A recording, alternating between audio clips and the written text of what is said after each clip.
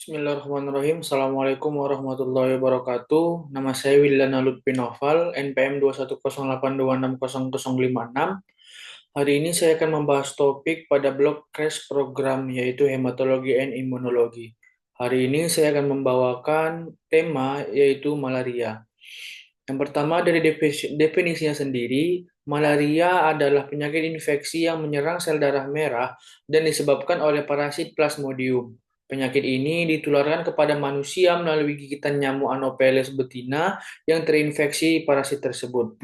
Kemudian untuk etiologi dan faktor risikonya, parasit protozoa dari genus Plasmodium yang terdiri dari 5 spesies utama yang menginfeksi manusia, yaitu ada Plasmodium falciparum, penyebab malaria yang paling berat dan berbahaya. Kemudian ada Plasmodium vivax, paling luas penyebarannya terutama di Asia. Kemudian ada Plasmodium ovale, keempat ada Plasmodium malariae, dan yang terakhir Plasmodium knowlesi. Nah, untuk klasifikasinya sendiri, malaria ini dapat dibagi dalam beberapa klasifikasi. Yang pertama ada malaria falciparum. Bentuk paling berat dapat menyebabkan malaria berat seperti malaria cerebral, malaria bilius, dan malaria perniciosa. Kemudian yang kedua ada malaria vivax, lebih ringan, dapat menetap di hati dan menyebabkan kambuh. Dan selanjutnya ada malaria ovale, yaitu mirip dengan vivax, dapat menetap lama di hati.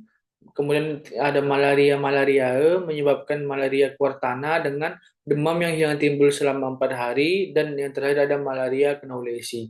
Jarang terjadi dan biasanya infeksi dari hewan ke manusia. Nah, untuk gambaran klinisnya sendiri, yang pertama itu ada anamnesis. Bisa kita tanyakan yang pertama itu keluhan utamanya, apakah dia terjadi demam, yaitu seringkali dia paroksimal, apakah ada menggigil, berkeringat, sakit kepala, mual muntah, diare, nyeri otot atau pegal-pegal, malaiase, dan gejala gastrointestinal lainnya.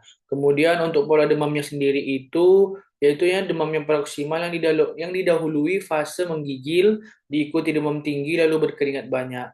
Kemudian kita tanyakan lagi riwayat epidemiologisnya, riwayat tinggal, berpergian, atau bermalam di daerah endemis malaria dalam 1 sampai 4 minggu terakhir, riwayat sakit malaria sebelumnya, riwayat minum obat malaria, riwayat transfusi darah, serta status imunologi, usia, dan kehamilan.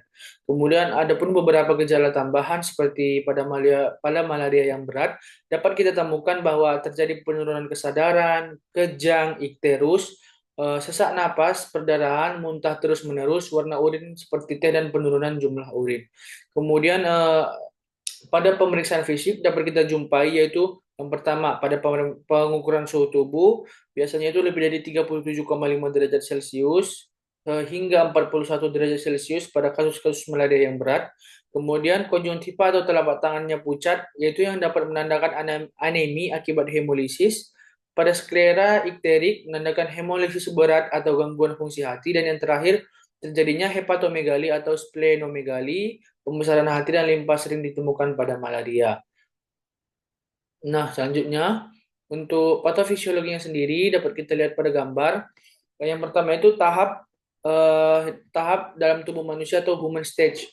Yang pertama infeksi awal atau tahap hati atau liver stage. Yang pertama nyamuk menggigit manusia dan menyuntikkan sporozoid.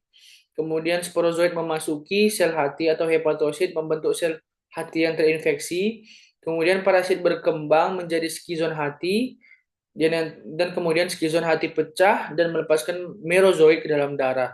Selanjutnya tahap darah atau blood stage.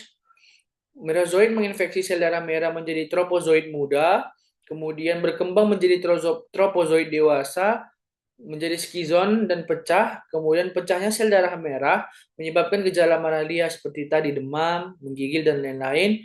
Dan kemudian sebagian merozoid berkembang menjadi gametosit. Kemudian kita masuk ke tahap yang ketiga, tahap di mana dalam tubuh nyamuk ada fase seksual. Nyamuk menggigit manusia dengan gametosit, kemudian di dalam lambung nyamuk, gametosit berkembang menjadi mikrogamet, menghasilkan sperma, atau makrogamet, menghasilkan sel telur. Kemudian fertilisasi terjadi, membentuk ookinet, berkembang menjadi ookista, Ookista tumbuh dan pecah melepaskan sporozoid. Kemudian sporozoid berpindah ke kelenjar ludah nyamuk. Kemudian selanjutnya ada siklus berulang, nyamuk yang terinfeksi menggigit manusia lain dan siklusnya dimulai kembali ke awal. Kita masuk ke pemeriksaan penunjang. Adapun gold standarnya itu hapusan darah tebal dan tipis. Kemudian bisa juga kita menggunakan Rapid Diagnostic Test atau RDT, tes darah rutin, tes fungsi hati dan ginjal, dan tes PCR. Untuk tata laksananya sendiri, pengobatan malaria tanpa komplikasi pada yang pertama pada malaria falciparum, kombinasi terapi artemisinin atau ACT seperti artemether lumefantrine atau dihidroartemisinin piperacin selama 3 hari. Adapun alternatifnya artesunat plus amodiaquin plus artesunat plus mefloquine sesuai pedoman nasional. Yang kedua ada malaria non falciparum, pada contohnya itu pada PVivax, Plasmodium vivax, Plasmodium ovale, dan Plasmodium malariae, terapi dengan chloroquine selama 3 hari, ditambah dengan primaquine selama 14 hari untuk eradikasi hipnozoid guna mencegah relapse atau kambuhnya penyakit kembali. Kemudian pada pengobatan malaria yang berat, pengobatan awal dengan artesunat intravena atau intramuskular selama minimal 24 jam, dilanjutkan dengan ACT oral setelah pasien bisa minum obat. Penanganan suportif intensif, cairan transfusi darah jika anemia berat, pengelolaan komplikasi seperti kejang, gagal ginjal, dan lain-lain. Dan perlunya pemantauan ketat.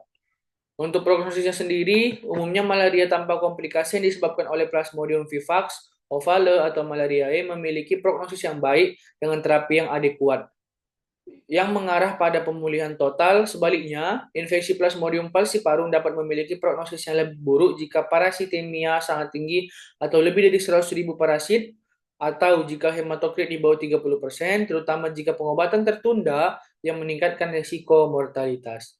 Mungkin ini saja yang dapat saya sampaikan. Apabila ada salah kata, saya mohon maaf. Kepada Allah saya mohon ampun. Sekian. Assalamualaikum warahmatullahi wabarakatuh.